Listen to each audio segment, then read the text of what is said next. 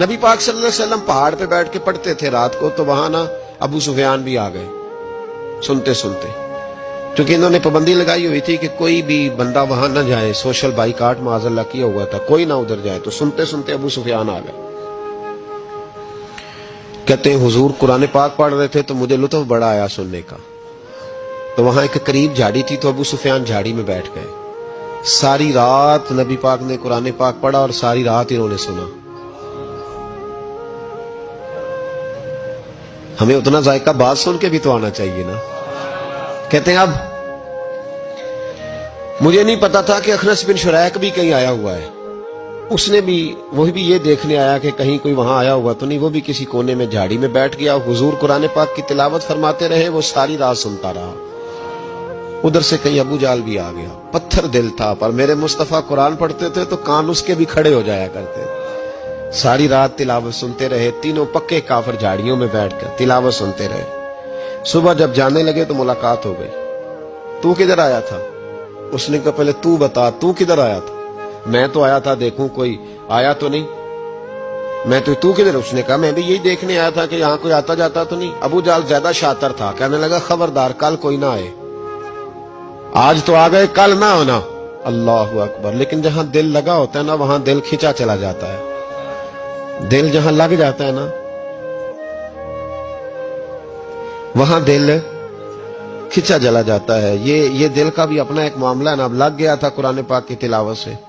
کہتے ہیں رات کو اپنی چارپائی پہ لیٹے، درد اگرچہ جان گزل ہے، میں کیا کروں میرا دل ہے، غمیش کا اگر نہ ہوتا تو غم روزگار ہوتا۔ اور وہ مزہ آتش نے کہا تھا، وہ مزہ دیا ہے تڑپ نے کہ میری آرزو ہے یا رب میرے دونوں پہلوؤں میں دل بے قرار ہوتا۔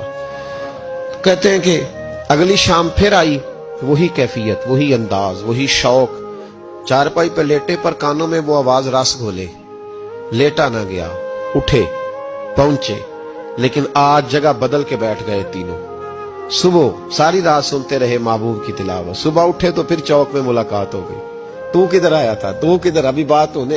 ابو جال ذرا زیادہ شاطر تھا، کہنے لگا میں تو تم دونوں کا خیال کرنے آیا تھا، کہیں تم دونوں تو نہیں آئے، یہ دیکھنے کے لیے آیا تھا۔ اللہ اکبر۔ 3 دن مسلسل آتے رہے اور میرے مصطفیٰ کریم کا ساری رات قرآن پاک سنتے رہے۔ اب اخنس بن شریک کہتے ہیں کہ میں پورا قریب آ گیا، میرا دل کہتا تھا کہ یہ سچے ہیں۔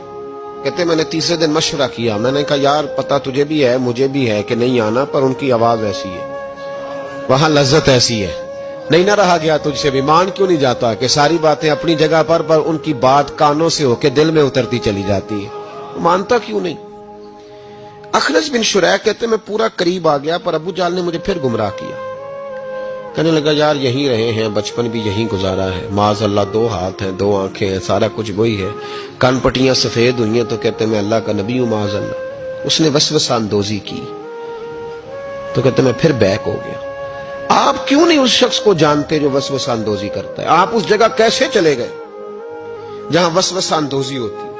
یاد رکھیں اس جگہ جائیں جہاں جانے سے دل صاف ہوتا ہے، جہاں جانے سے دل کا زنگ اترتا ہے، آپ کے وسوسے دور ہوں گے۔ وہاں جائیں جہاں ایمان کی، یقین کی، تیقن کی دولت بڑھتی ہے۔ کیوں وہاں جاتے ہو جو بیک کر دیتا ہے؟